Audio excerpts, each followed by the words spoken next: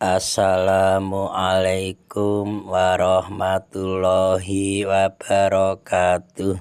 Selamat berbahagia jamaah ngaji tafsir Al-Quran dengan referensi kitab tafsir Al-Ibris Mu'alif Mbah Kiai Haji Bisri Mustafa Rembang, dengan sanad Mbah Kiai Haji Samsul Mu'in Khalid, pendiri dan pengasuh Pondok Pesantren Darul Amin, Cacak, Banyuwangi, Jawa Timur.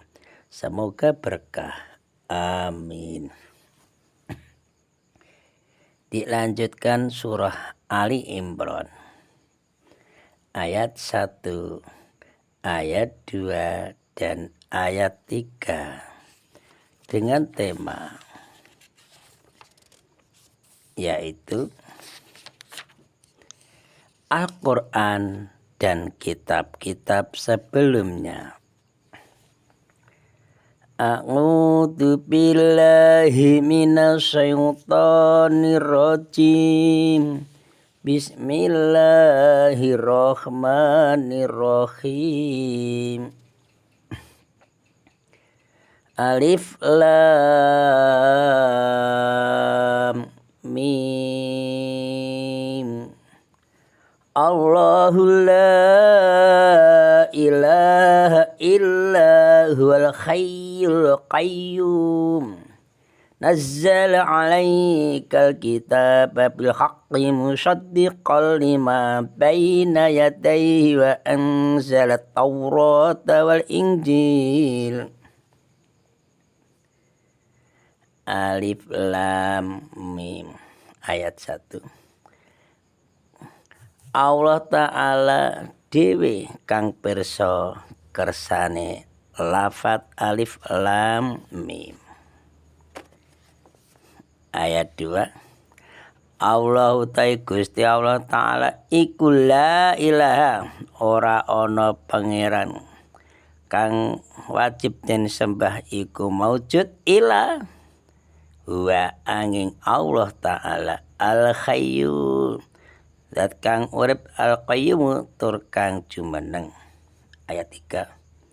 Nazala nurunake sapa Allah Ta'ala alaika ing atase sira Muhammad al-kitab ing kitab Al-Qur'an bil haqqi kelawan bener musaddiqon khali beneraken lima maring kitab baina yadaihi ing dalem sak ngarepe Al-Qur'an. Wang salala nurunaken sapa Allah Ta'ala at-Taurata ing kitab Taurat wal Injil lan kitab Injil. Surah Ali Imran. Surah Ali Imran adalah surah ketiga. Surah Ali Imran. Ali Imran artinya keluarga Imran.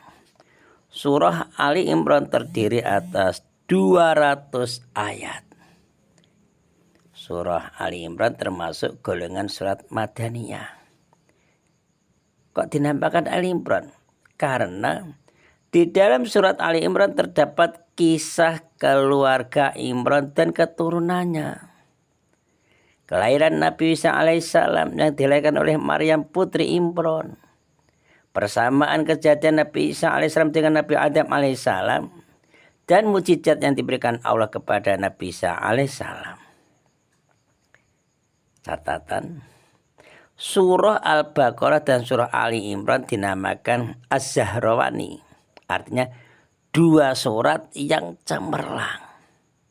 Karena kedua surat ini mengungkapkan hal-hal yang disembunyikan oleh ahli kitab seperti kejadian kelahiran Nabi Isa alaihissalam.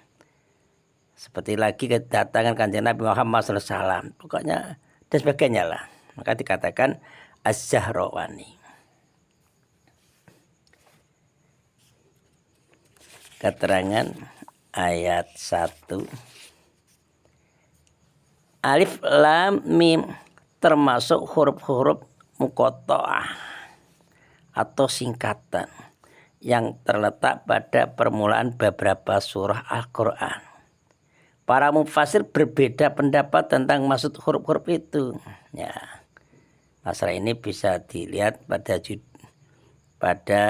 judul Fawatihus Suwar. Ya, jilid pertama ini surat Al-Baqarah. Langsung ayat 2. Ayat 2 menegaskan bahwa Allah Tuhan yang berhak disembah. Tidak lain hanyalah Allah. Jadi yang sembah, wajib kita sembah hanya Allah. Allah yang hidup kekal, terus menerus mengatur, terus menerus menjaga makhluknya. Ini sudah di kemarin surat Al-Baqarah ayat 205 sudah diterangkan. Langsung ini ayat 3. Ayat 3 menerangkan bahwa Allah Tuhan yang berhak disembah itu benar-benar telah menurunkan kitab suci Al-Quran kepada baginda Rasulullah SAW dengan perantaraan malaikat Jibril. Dan juga menegaskan bahwa sebelum menurunkan kitab suci Al-Quran, Allah telah menurunkan pula kitab-kitab kepada para nabi terdahulu, para rasul terdahulu, yang diutus sebelum kedatangan kanjeng Nabi Muhammad SAW. Misalnya contoh, kitab Taurat diturunkan kepada Nabi Musa alaihissalam, kitab Zabur diturunkan kepada Nabi Daud alaihissalam, kitab Injil diturunkan kepada Nabi Isa alaihissalam, dan sebagainya lah. Dari kitab-kitab samawi itu. Al-Quran mengakui kebenaran isi kitab-kitab terdahulu. Ini perlu dijelaskan kepada anak didik kita, anak turun kita. Al-Quran mengakui kebenaran isi kitab-kitab terdahulu, sebagaimana kitab-kitab terdahulu itu juga membenarkan isi Al-Quran sesuai dengan yang disyaratkan kitab-kitab itu. Jadi tidak bisa lepas, sudah hubungannya yang terikat, sangat terikat bersatu.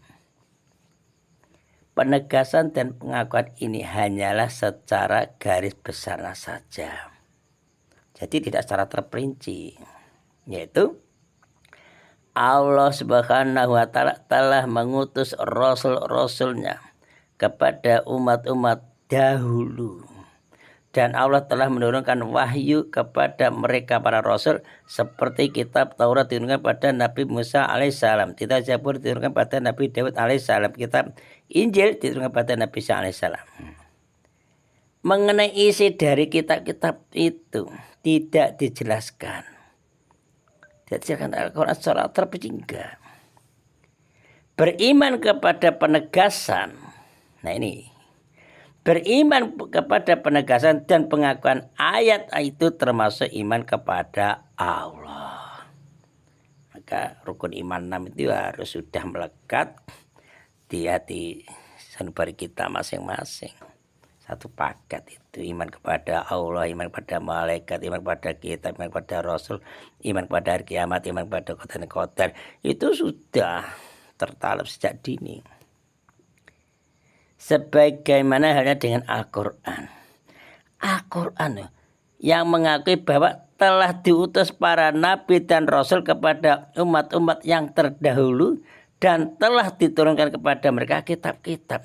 Al-Quran menjelaskan. Maka kitab-kitab yang dulu pun juga mengisyaratkan, menjelaskan dan mengakui bahwa pada akhir zaman nanti Allah Subhanahu wa Ta'ala akan mengutus seorang nabi terakhir. Nabi terakhir. Khatamul Anbiya, nabi penutup. Dan kepada nabi itu akan diturunkan Allah pula sebuah kitab yang berisi pokok-pokok dari risalah yang dibawa nabi-nabi yang terdahulu. Jadi tambah wawasan. Oh gitu ya. Menurut ayat ini, seluruh isi Taurat, kitab Taurat dan seluruh isi kitab Injil adalah wahyu dari Allah Subhanahu wa Ta'ala. Yang disampaikan kalau Taurat kepada Nabi Musa alaihissalam, kalau kitab Injil kepada Nabi Isa alaihissalam, yang berisi pokok-pokok risalah yang dibawanya. Tidak ada sedikit pun terdapat di dalamnya yang berupa perkataan karangan manusia. Tidak ada itu.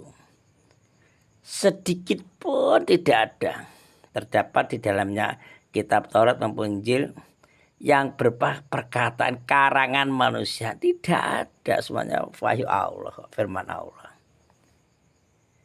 Kalau mengenai kitab Taurat yang ada sekarang ini loh ya, bukanlah Taurat yang diturunkan kepada Nabi Musa alaihissalam. Demikian pula kitab Injil sekarang ini loh, bukanlah kitab Injil yang diturunkan kepada Nabi Musa alaihissalam. Karena apa? Di dalam kitab Taurat yang sekarang, kitab Injil yang sekarang itu terdapat karangan pengikut kedua Nabi itu yang datang di kemudiannya. Jadi generasi-generasinya sudah banyak yang dirubah, dihilangkan, ditambahi. Beda dengan Al-Quran sampai akhir zaman oleh Allah dipelihara. Tidak ada itu yang merubah. Satu saja tidak bisa. Pasti konangan. Surat Al-Maidah ayat 13 dan juga surat An-Nisa ayat 46. Mereka suka mengubah firman Allah. Mereka itu pengikut Nabi, kitab Taurat, pengikut Injil itu. Mereka suka mengubah firman Allah dari tempatnya, dan mereka sengaja melupakan sebagian pesan yang telah diperingatkan kepada mereka. Engkau Muhammad senantiasa akan melihat pengkhianatan dari mereka, kecuali sekelompok kecil sedikit sekali di antara mereka yang tidak berkhianat. Ini biasanya yang jujur itu jumlah sedikit, yang tidak jujur itu banyak. Insyaallah bisa dilanjutkan ayat 4, 5, dan 6. Shadaqallahul azim. Assalamualaikum warahmatullahi wabarakatuh.